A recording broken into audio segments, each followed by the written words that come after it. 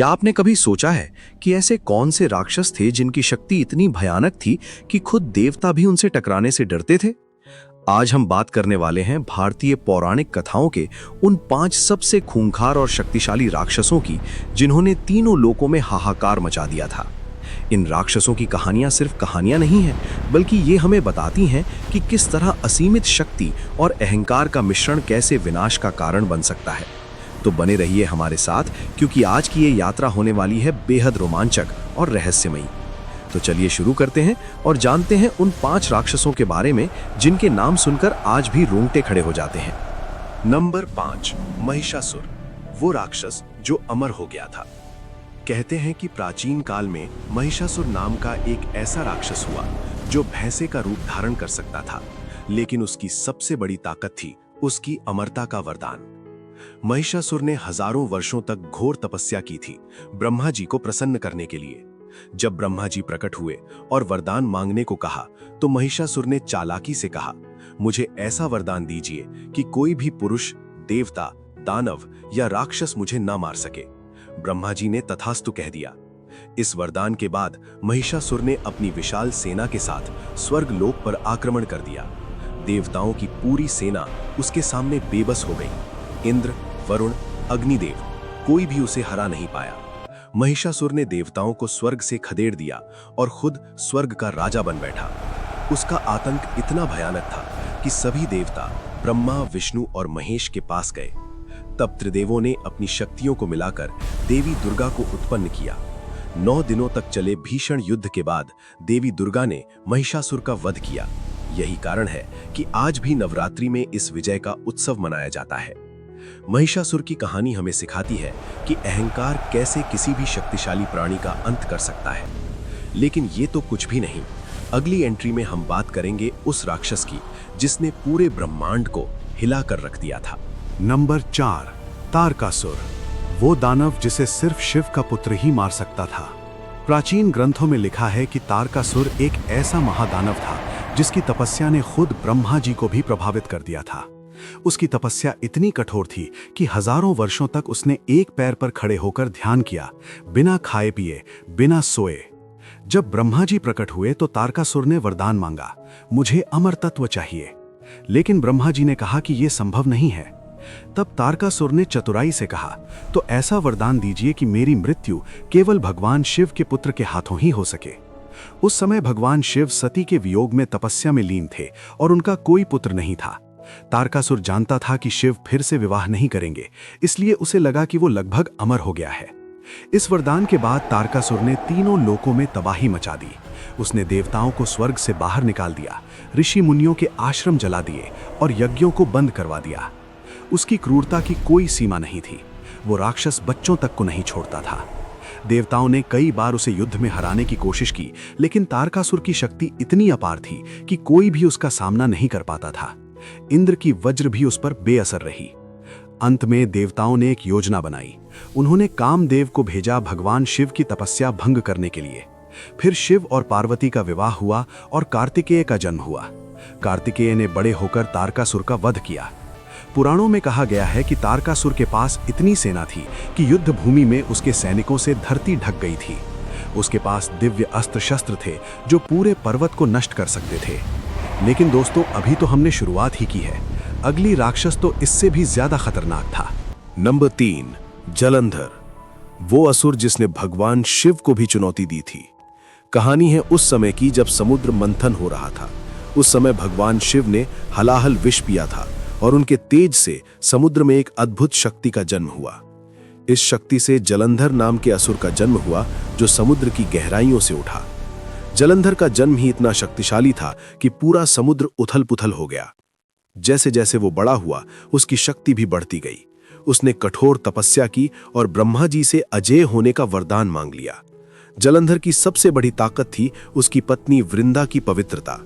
जब तक वृंदा का पतिव्रत धर्म अटूट था, तब तक जलंधर को कोई नहीं मार सकता था। ये शक्ति इतनी प्रबल थी कि खुद भगवान विष्णु और शिव भी उसे युद्ध में नहीं हरा पा रहे थे। जलंधर ने अपनी विशाल सेना के साथ देवलोक पर आक्रमण कर दिया। उसने इंद्र को हरा दिया, देवताओं को बंदी बना लिया और स्वर्ग की सभी दिव्य वस्तुओं पर कब्जा कर लिया। उसका अहंकार इतना बढ़ गया कि उसने कैलाश पर्वत पर जाकर भगवान शिव को भी चुनौती दे डाली। शास्त्रों में लिखा है कि जलंधर और शिव के बीच हुआ युद्ध इतना भयंकर था कि पूरा ब्रह्मांड कांप उठा। पर्वत टूटने लगे, समुद्र में ज्वार आने लगे और आकाश में अंधेरा छा गया। लेकिन जलंधर को हराना असंभव लग रहा था। तब भगवान विष्णु ने एक योजना बनाई। उन्होंने जलंधर का रूप धारण करके वृंदा के पास गए और उनकी पवित्रता भंग कर दी। जैसे ही वृंदा का पतिव्रत धर्म टूटा, जलंधर की अजेयता समाप्त हो गई। उसी क्षण भगवान शिव ने अपने त्रिशूल से जलंधर का वध कर दिया। जलंधर की शक्ति इतनी महान थी कि अगर वृंदा की पवित्रता नहीं टूटती तो शायद वो आज तक अजेय होता। लेकिन दोस्तों, अभी तो 2 सबसे खतरनाक राक्षस बाकी हैं। अगली नाम सुनते ही देवता भी कांप जाते थे। नंबर 2, रावण, 10 सिर वाला महाज्ञानी राक्षस जिसके पास तीनों लोकों की शक्ति थी। रावण, ये नाम सुनते ही एक ऐसे राक्षस की छवि उभरती है जो न केवल अत्यंत शक्तिशाली था बल्कि महाज्ञानी भी था। लेकिन क्या आप जानते हैं कि रावण की शक्ति कितनी भयानक थी? रावण ब्रह्मा जी का परपोता था और महान ज्ञानी विश्रवा का पुत्र। उसने हजारों वर्षों तक घोर तपस्या की। कहते हैं कि उसने अपने 10 सिरों में से एक सिर काटकर ब्रह्मा जी को अर्पित कर दिया। जब 9 सिर कट चुके थे और वो 10वां सिर काटने वाला था, तब ब्रह्मा जी प्रकट हुए। रावण ने वरदान मांगा कि कोई भी देवता, दानव, गंधर्व, यक्ष, राक्षस या सर्प उसे न मार सके। उसने अपने अहंकार में मनुष्य को गिनती में ही नहीं रखा। ब्रह्मा जी ने उसे ये वरदान दे दिया और उसके सभी सिर वापस लगा दिए। इसके बाद रावण ने अपने सौतेले भाई कुबेर से लंका छीन ली। उसने पुष्पक विमान पर सवार होकर तीनों लोकों में विजय प्राप्त की। एक बार उसने कैलाश पर्वत को ही उठाने की कोशिश कर डाली। भगवान शिव ने अपने पैर के अंगूठे से पर्वत को दबा दिया और रावण उसके नीचे दब गया। हजारों वर्षों तक रावण पर्वत के नीचे दबा रहा। तब उसने शिव की स्तुति में शिव तांडव स्तोत्र की रचना की। भगवान शिव प्रसन्न हुए और उन्होंने रावण को चंद्रहास नाम की दिव्य तलवार प्रदान की। रावण की शक्ति का अंदाजा इसी बात से लगाया जा सकता है कि उसने यमराज, इंद्र और कुबेर सभी को युद्ध में हरा दिया था। उसके पास नवनिधियां थीं, दिव्य अस्त्र शस्त्र थे और उसकी सेना करोड़ों राक्षसों की थी। शास्त्रों में लिखा है कि रावण एक महान वीणा वादक था, चारों वेदों का ज्ञाता था और इतना शक्तिशाली था कि उसने नवग्रहों को अपने महल की सीढ़ियां बना दिया था। जब उसका पुत्र मेघनाद पैदा हुआ तो उसकी चीख इतनी तेज थी कि मेघ गरजने लगे, इसलिए उसका नाम मेघनाद पड़ा। रावण की एक और खास बात यह थी कि उसके 10 सिर 10 अलग अलग दिशाओं की रक्षा करते थे। वो एक साथ 10 अलग अलग काम कर सकता था। उसकी बुद्धि इतनी तेज थी कि वो भविष्य देख सकता था। लेकिन उसका सबसे बड़ा दुश्मन था उसका अहंकार। जब उसने माता सीता का हरण किया तब उसके विनाश की कहानी शुरू हुई। भगवान राम ने, जो एक मनुष्य थे, रावण का वध किया क्योंकि रावण ने मनुष्य से मरने का वरदान नहीं मांगा था। अगर रावण अहंकारी ना होता तो वो आज भी तीनों लोकों का सबसे शक्तिशाली प्राणी होता। पर दोस्तों, अब बारी है उस राक्षस की जिसके सामने खुद रावण भी फीका पड़ जाता है। नंबर 1, भस्मासुर, वो दानव जिसकी एक छुअन से भगवान शिव भी डर गए थे।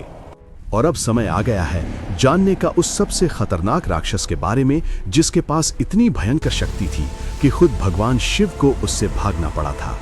जी हां दोस्तों, हम बात कर रहे हैं भस्मासुर की। भस्मासुर की कहानी सबसे अलग और सबसे डरावनी है। ये एक साधारण राक्षस था जिसने भगवान शिव की घोर तपस्या की।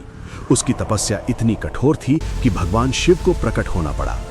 जब शिव जी ने वरदान मांगने को कहा तो भस्मासुर ने एक ऐसा वरदान मांगा जो सुनकर पूरा ब्रह्मांड सन्न रह गया। उसने कहा, हे भोलेनाथ, मुझे ऐसी शक्ति दीजिए कि मैं जिस किसी के भी सिर पर अपना हाथ रख दूं वो तुरंत भस्म होकर राख हो जाए। भगवान शिव ने अपनी भोलेपन में तथास्तु कह दिया। लेकिन जैसे ही ये वरदान मिला, भस्मासुर के मन में दुष्ट विचार आया। उसने सोचा, अगर मैं शिव जी के सिर पर ही हाथ रख दूं तो मैं सबसे शक्तिशाली हो जाऊंगा और माता पार्वती को भी पा सकता हूं। यह सोचकर भस्मासुर भगवान शिव की तरफ हाथ फैलाकर दौड़ा। भगवान शिव समझ गए कि यह राक्षस उन्हीं पर हमला करने वाला है। पहली बार महादेव को भागना पड़ा, लेकिन यह भागना किसी डर से नहीं बल्कि अपने ही दिए वरदान की मजबूरी थी। शास्त्रों में लिखा है कि भगवान शिव तीनों लोकों में भागते रहे और भस्मासुर उनका पीछा करता रहा। देवता भयभीत थे, ब्रह्मांड में हाहाकार मच गया। कोई भी इस राक्षस को रोकने की हिम्मत नहीं कर रहा था, क्योंकि एक छुअन ही काफी थी मृत्यु के लिए। तब भगवान शिव ने भगवान विष्णु से मदद मांगी। विष्णु जी ने एक योजना बनाई। उन्होंने मोहिनी का रूप धारण किया, एक अत्यंत सुंदर नारी का रूप। मोहिनी भस्मासुर के सामने प्रकट हुई। भस्मासुर मोहिनी की सुंदरता देखकर मोहित हो गया। उसने शिव का पीछा छोड़ दिया और मोहिनी के पीछे लग गया। मोहिनी ने कहा, अगर तुम मुझसे विवाह करना चाहते हो तो पहले मेरे साथ नृत्य करो, और जो भी मुद्रा मैं बनाऊं तुम्हें वैसी ही बनानी होगी। भस्मासुर मान गया। मोहिनी ने नृत्य शुरू किया। धीरे धीरे मोहिनी ने ऐसी मुद्रा बनाई जिसमें अपना हाथ अपने ही सिर पर रखा। भस्मासुर ने भी वैसा ही किया, और जैसे ही उसका हाथ उसके अपने सिर पर लगा, वो खुद ही भस्म होकर राख हो गया। भस्मासुर की शक्ति सबसे खतरनाक थी, क्योंकि इसमें कोई अस्त्र शस्त्र की जरूरत नहीं थी। एक छुअन, बस एक छुअन, और सामने वाला राख हो जाता। यही कारण है कि भस्मासुर हमारी लिस्ट में नंबर 1 पर है। कोई दूसरा राक्षस ऐसा नहीं था जिससे स्वयं भगवान शिव को भागना पड़ा हो। तो दोस्तों, ये थे भारतीय पौराणिक कथाओं के 5 सबसे खूंखार और शक्तिशाली राक्षस। इन सभी राक्षसों की कहानियां हमें एक महत्वपूर्ण सीख देती हैं। चाहे कोई कितना भी शक्तिशाली क्यों ना हो, अगर उसके पास अहंकार है तो उसका विनाश निश्चित है। महिषासुर हो, तारकासुर हो, जलंधर हो, रावण हो या भस्मासुर, सभी अपनी शक्ति और अहंकार के कारण नष्ट हुए। सच्ची शक्ति वो है जो विनम्रता के साथ आए। अगर आपको ये वीडियो पसंद आया हो तो लाइक करना ना भूलें, शेयर करें अपने दोस्तों के साथ और चैनल को सब्सक्राइब करें ताकि ऐसे ही रोचक और रहस्यमयी वीडियो आप तक पहुंचते रहें। कमेंट में बताइए कि इन 5 में से कौन सा राक्षस आपको सबसे ज्यादा खतरनाक लगा और क्यों। मिलते हैं अगले वीडियो में एक नई रहस्यमयी कहानी के साथ। तब तक के लिए नमस्कार।